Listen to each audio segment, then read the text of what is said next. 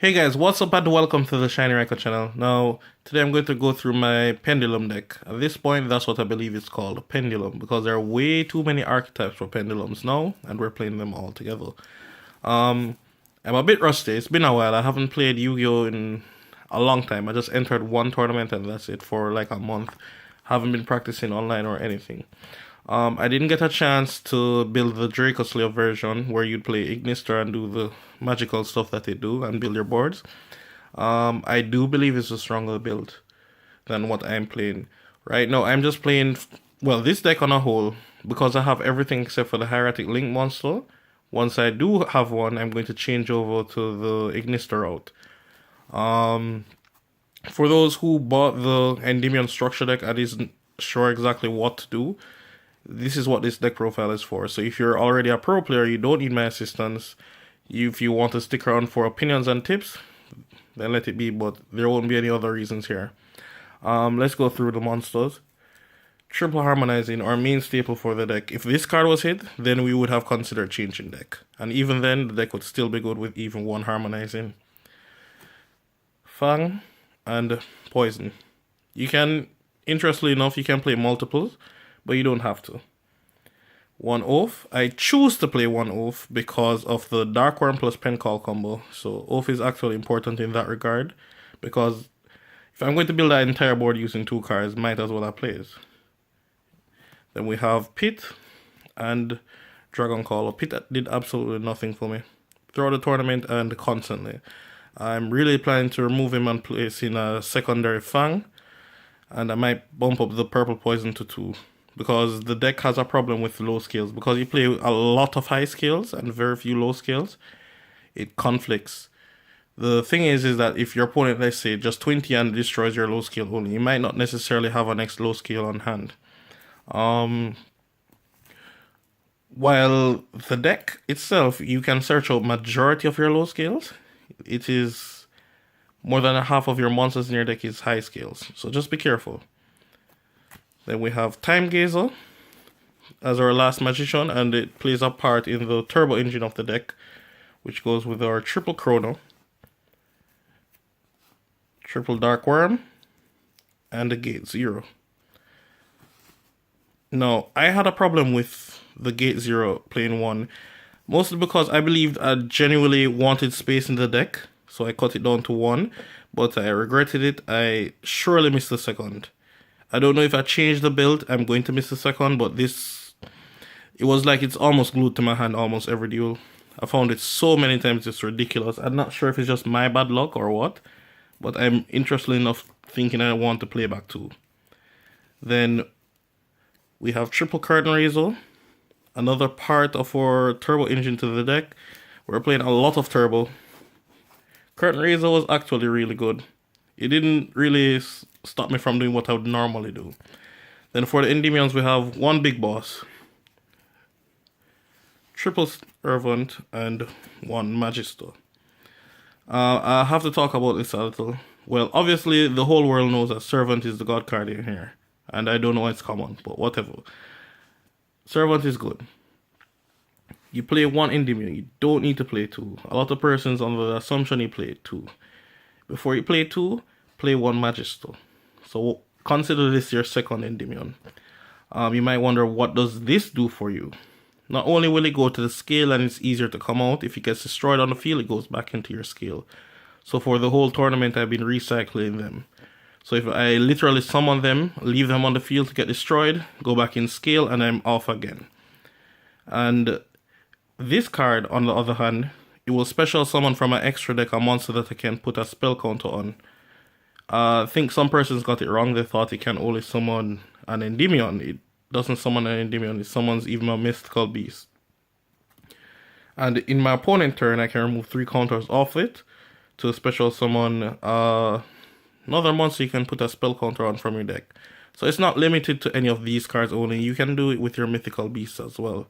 So it's just a tutor for your deck, and it gets things out. So you're most likely wanting to see this to add, to put in the scale over this. You don't actually want to put this in your scale, you want to summon it from your deck. So yeah, you should be playing one of this. And these cards, this literally has 5 effects. Like, really? I don't think I really want to go through the effects with y'all. I think you guys should just read up on it. It does a lot of things. Fun fact: even if your monsters are negated, as long as they can hold a counter, as in their original effect, you can pop a card for them when you use the scale effect of this, and it doesn't target. And because it counts as one effect, your opponent has to negate it from you, remove their 6 counters and say effect. So fun fact on that, if you didn't know. Then we have triple Cerberus and 2 Jackal. Didn't do much for me. The triple Cerberus I could have played less, but it was actually really good that I played 3. I found it really often. I don't always find everything else, but at least it helps make the Electromite first. So at the very least it does that for me. And 2 Lucarios because they negate stuff. And you can always special them from your deck. And you notice that I play 3, so sometimes if you get your 2 Jackals out, these are dead in the deck. So when they're dead, this can actually tutor them from the extra deck, or you can actually get them from your deck with Servant. So and place a counter on it on top of that. So don't really feel that because I'm playing them they're always dead, because that's what used to happen to us in the past, that they're just dead cards after turn 1. So these cards actually make them more alive. And then the last monster is Goliath. So I'm playing full Pendulum. Goliath for me is just a cheap win con against some decks. And it doesn't always work. But as in, it's there. It's just to give them a little headache. Normally I'll put Deco, Torkoal, and Ib with it. So they're not going to out it easily. If they're going to plan to, I don't know, negate it with some card, like Impermanence, Decode is going to negate that. If they try to Raigeki, Ib is going to save it. So they're going to be stuck between a hard place. It's just good. I don't need to do anything more. For spells, we have triple pen call. Without a doubt, outstanding. Don't recommend you play Duelist Alliance. Mainly in my build, I'm not playing any other cards that you can search with. So if you're choosing to play the Draco Slayer, you can play Alliance, but if you get Droll and Lockbird, you're on your own. Triple Mastery. Spell Power of Mastery, if you guys aren't sure what the card is. It searches for Endymion, and it places a counter on all your cards on the field that can hold a counter. Now, it places a counter for each of this card and the Spell Power Grasp in your grave and on the field. So it includes itself. So you're going to get, a card is most likely going to get 2 counters for it. So by just drawing this plus your Servant, you already have perfect skills. Because just by activating it, it's going to get a counter. When its effect is applied, it's going to get another counter. And you're going to search for a high skill, so that's a 3rd counter. And your high skill is going to be our next Pendulum summon. So that's just how it is.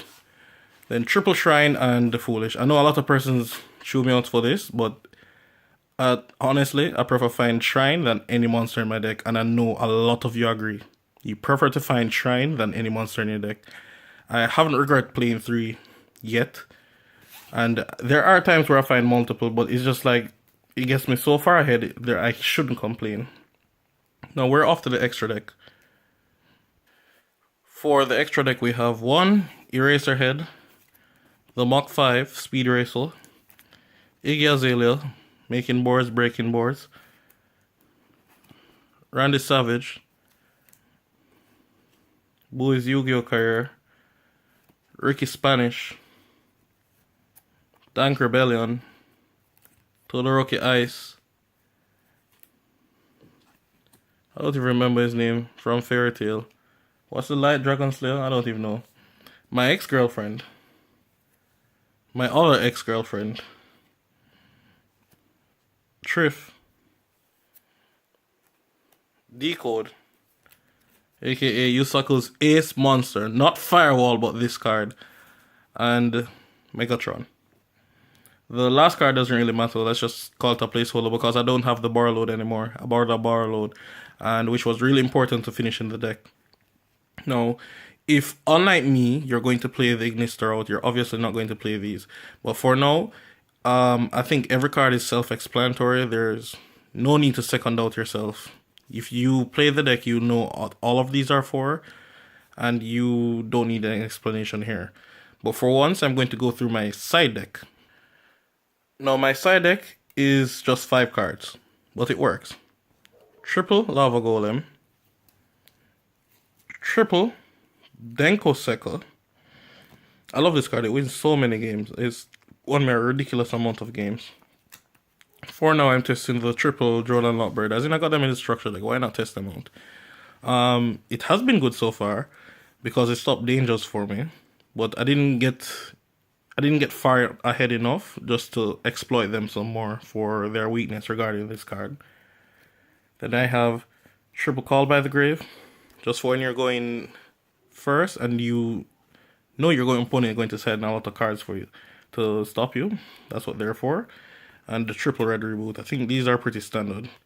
Alright guys, thanks for watching. Rate, comment, subscribe. You can give me your opinions down below. I will always look out for your opinions and I'll definitely respond whenever I'm free. So that's it guys. And shout out to Mav. I haven't seen him in a long time. I haven't spoke to him in so long and I know he must be upset at me. I hope you're good, bro. Later, peace.